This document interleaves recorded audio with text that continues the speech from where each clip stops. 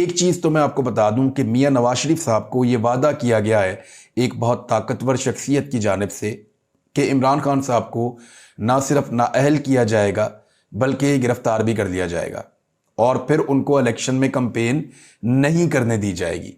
और दूसरा वादा यह है कि नवाज शरीफ साहब को पाकिस्तान लाया जाएगा और उनको जेल में नहीं जाना पड़ेगा ज़्यादा देर के लिए, उनको मैनेज करके दिया जाएगा और वो अपनी पार्टी के लिए इलेक्शन कैंपेन भी कर सकेंगे और उनको जल्द ही अहल भी कर दिया जाएगा इलेक्शन लड़ने के लिए।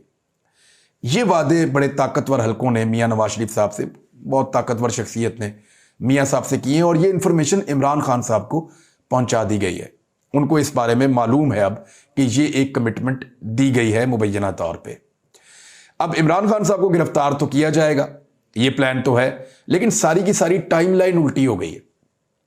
हुआ ये है कि इस सारे प्लान में कहीं पर भी सूबाई असम्बलियों की तहलील शामिल नहीं थी। इस सारे प्लान में कहीं पर भी शहबाज शरीफ को एतमाद का वोट लेने का मामला शामिल नहीं था। इस सारे प्लान में कहीं पे भी अर्ली इलेक्शंस शामिल नहीं थे, निगरान हुकूमतों का क़याम शामिल नहीं था।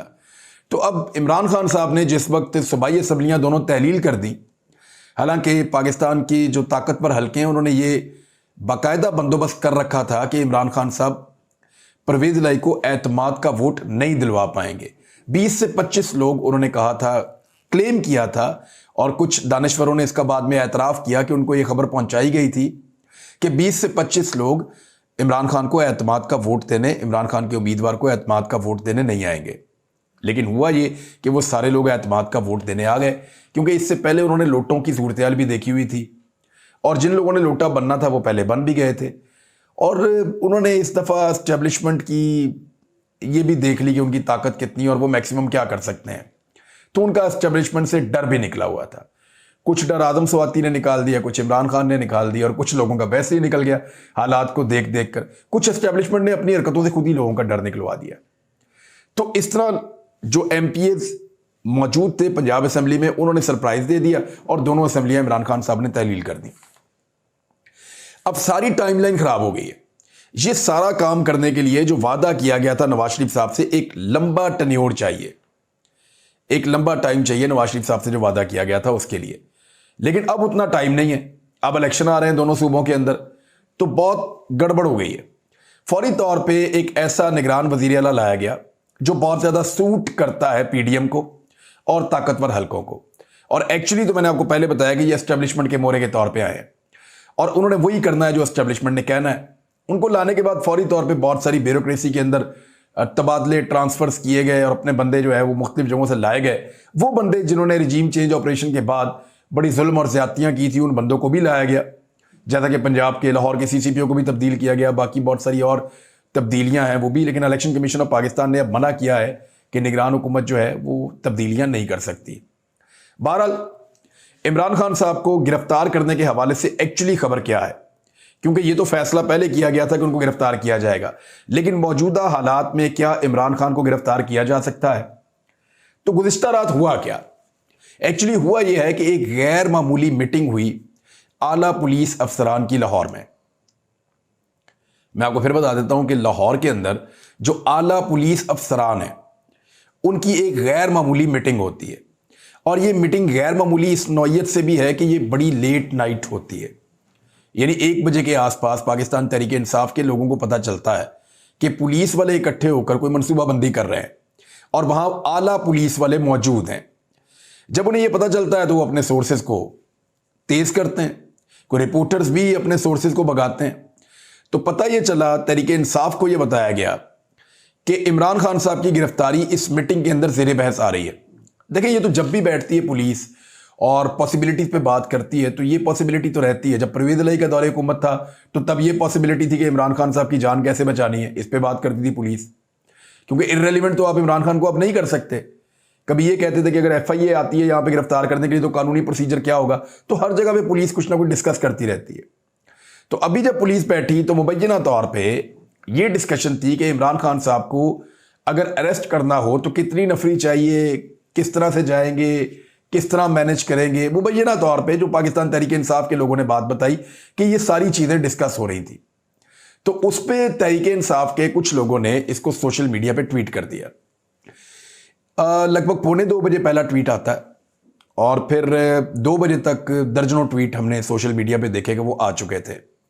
तब तक मैंने भी ये स्टोरी कलेक्ट की और मैंने एक ट्वीट करके ये बताया कि पुलिस का एक गैर मामूली इजलास हुआ है और पीटीआई को लगता है, शुबा है कि इमरान खान साहब को गिरफ्तार करने का फैसला हो सकता है। तो लोग जमान पार्क पहुंचना शुरू हो गए।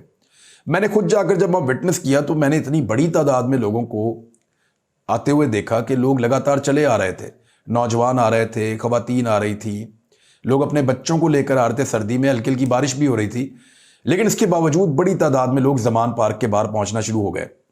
और अब जिस वक्त मैं ये रिकॉर्डिंग कर रहा हूं तो उससे बहुत ज़्यादा बड़ी तादाद है। यानी मैं जब वहां से निकला तब लोग बहुत तेज़ी से आ रहे थे, उनकी तादाद बढ़ रही थी।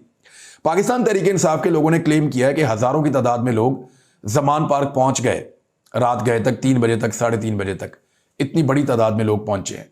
और पाकिस्तान के बाकी शहरों के अंदर भी लोग एहतजाज कर रहे हैं। पूरे पाकिस्तान में सोशल मीडिया के ऊपर एक आग लगी हुई है।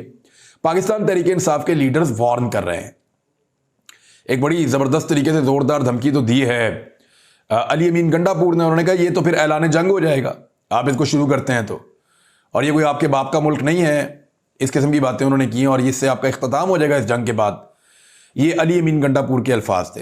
फवाद चौधरी ने बड़ी ज़बरदस्त प्रेस कॉन्फ्रेंस की जमान पार्क के बाहर।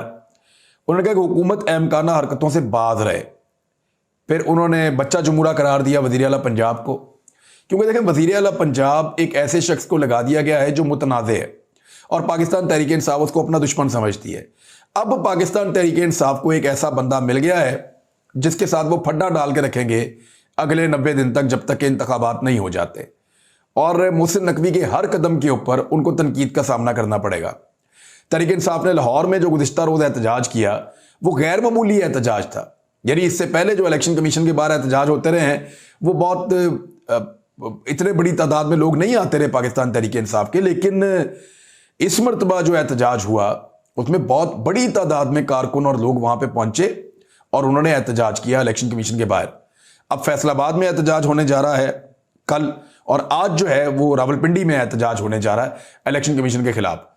और फिर मुबैना तौर पे आने वाले दिनों में ये कोई पहिया जाम हड़ताल का भी इरादा रखते हैं और इलेक्शन कमीशन के खिलाफ बड़ा एहतजाज पाकिस्तान तहरीक इंसाफ पूरे पंजाब के अंदर और बाद में मुल्क भर के अंदर करेगी। तो अब उनके 2 सामने अहदाफ हैं पाकिस्तान तहरीक इंसाफ के। एक हदफ इलेक्शन कमीशन ऑफ पाकिस्तान है, जिसके बारे में तहरीक इंसाफ का ख्याल यह है कि वो पीडीएम की हमायत करते हैं और वो मुकम्मल तौर पे जानिबदार हैं। गैर जानिबदारी नाम की कोई चीज़ इलेक्शन कमीशन ऑफ पाकिस्तान में नहीं है। पाकिस्तान तहरीक इंसाफ और इमरान खान साहब को ये लगता है तो वो उनको टारगेट करेंगे।